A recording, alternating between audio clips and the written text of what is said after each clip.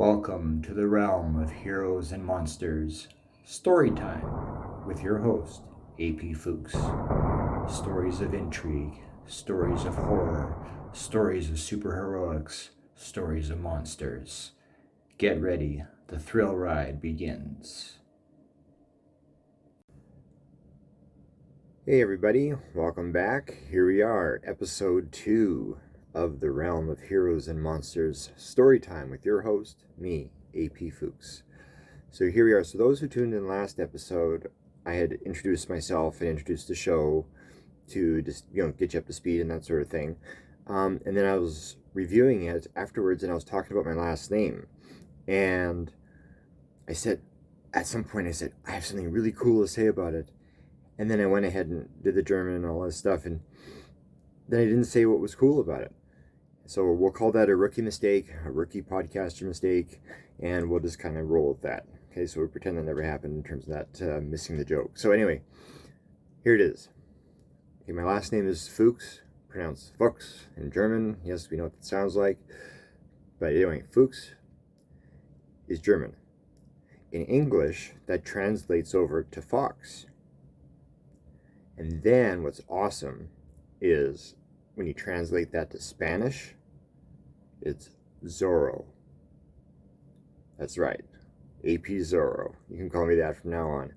I was, speaking of Zorro, one of my favorite heroes. I love the fact that it takes place like a couple hundred years back. And I like the fact that there's all that sword play. Zorro's he's kind of like Indiana Jones meets Batman kind of idea. And so, yeah, like I said, the sword play, the fencing, the mask, the secret identity, it's all there. It's great. So in grade 2, I was Zorro for Halloween. And I remember my dad made me a sword, and he took like this maybe, a half-inch thick round pole, and then out of an ice cream pail lid, he cut out the handguard. The curved handguard, so you got the top of your fist is covered, and then it wraps around and it kind of hooks up underneath the sword, the bottom of the sword handle, and then he painted it black, and and he painted the whole sword black. It was really cool, and so that was Zorro for Halloween in grade 2, and then in my early 20s, I was Zorro again. Why? Because he was awesome. But this time I had a different sword. I had a plastic. It was more like a Roman sword. That's the only one I could find. I couldn't find a good Zorro fencing sword. So I was kind of like this powered Zorro in terms of sword stuff. So anyway, that's that's my little pop culture thing. And you know what? The movies with Antonio Banderas were good. I mean, I enjoyed it. Legend of Zorro wasn't as good as The Mask of Zorro, but regardless, it still captured the spirit of Zorro. It turned him into the hero he needed to be without overdoing it on the heroic aspect of it. They didn't pump him up to be a giant hero like they do for Superman or even Batman. Like it's all he was the people's hero. Let's put it that way. He was the people's hero, and they were proud to have him try to liberate them from what's that guy's name? The bad guy. I can't think of it offhand, but you know who I'm talking about, Commodore or something. Anyway, yeah, he is a bad dude. But anyway, and especially in The Mask of Zorro. I mean, that was cool. I love the origin story. I love how Antonio Banderas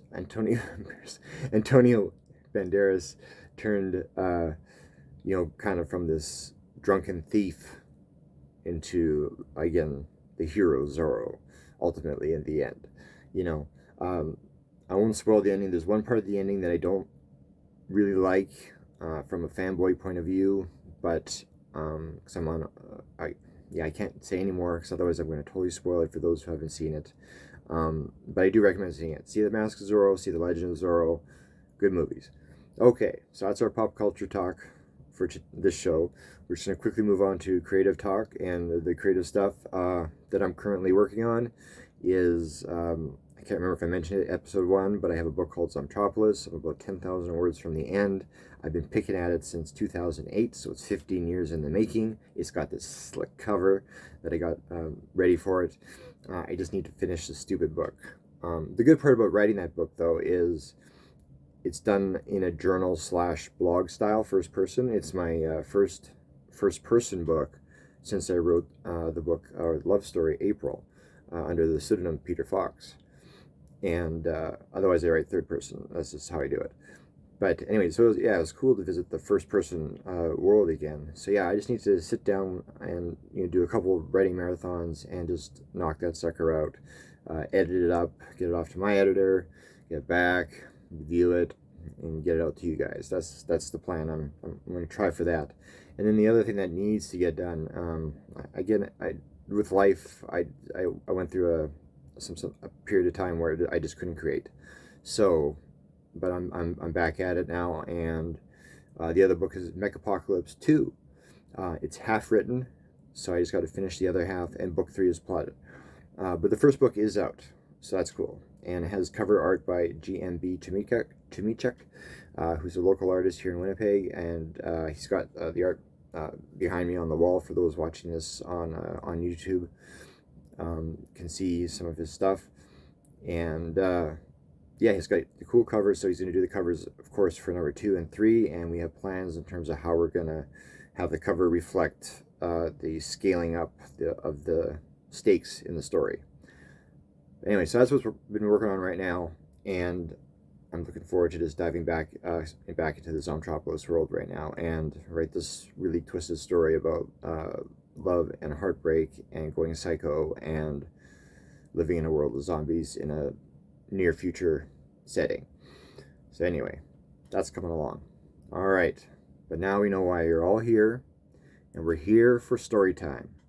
So here it comes, episode 2 from the book we're reading from, which is called Flash Attack by me, AP Fuchs. And then again, just a quick reminder for those who missed the first episode, flash fiction is short stories. They're not short stories, they're short stories. So there's a difference. So the short story you're going to get is short. That's why the podcasts, this first season, is going to be shorter episodes, because we're doing short stories. But I hope you enjoy what you're about to hear. Enjoy.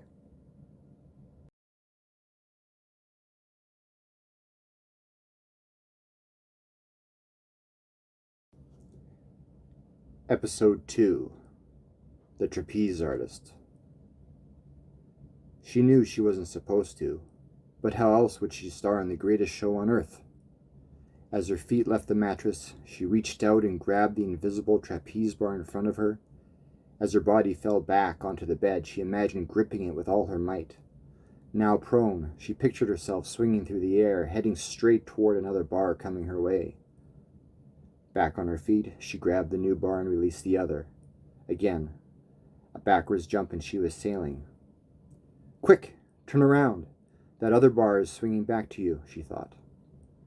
She flipped over onto her stomach, the mattress bouncing beneath her. No, not a mattress, just a cushion of air as she took hold of the new bar again. The rush of wind breezed past her as she swung across the great divide. Quickly, she turned around on the bar, tucked her legs under herself, and rolled through the air, flipping, spinning, arms back out in front of her. But there was nothing to grab onto. She immediately prepped herself for the sensation of free fall as she fell backward toward the safety net below. It absorbed her fall, took her in, nearly wrapped itself around her from her weight, then shot her back up into the air like a slingshot as she went to meet the bar. She firmly took hold, then rocked her body back and forth to build up the momentum to swing out again. Her legs folded up in front of her, and she let go, did a backflip, and grabbed the other bar and rode it to safety of the terrifically high trapeze stand. The surrounding crowd applauded it. She took her bow. The roar of clapping broke apart until only a lone person slowly clapped for her. It was her mother, and she didn't look impressed.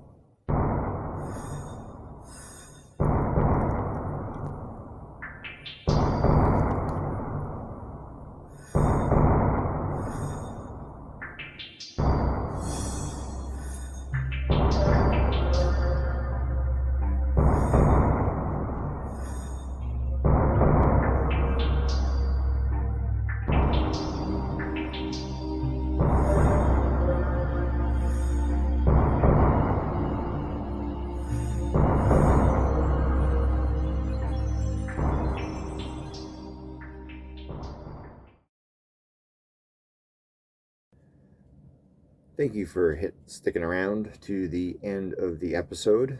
And like last time, I'm going to leave you off with a weird fact. Now, allegedly, Australia is wider than the moon. I'm not saying it's as big as the moon, because the moon is this giant sphere, but Australia is wider than the moon. Apparently, the moon sits at approximately 3,400 kilometers in diameter, while Australia's diameter from east to west is about 4,000 kilometers. So for those who do the mile thing, because in Canada we do kilometers, but in States, for example, they're into miles. So the moon is, in miles, 2,113 miles in diameter, and in terms of Australia's diameter from east to west, it's 2,485 miles. So that's pretty, I didn't know that. So there you go. Hope you enjoy it. Take that back to your friends, and share this podcast, please. Like, comment, subscribe, do everything you can to help give it a boost. Algorithms like that kind of stuff, and I really want the show to grow. So thanks for your help, thanks for everything, and thanks for listening, and we'll see you next episode.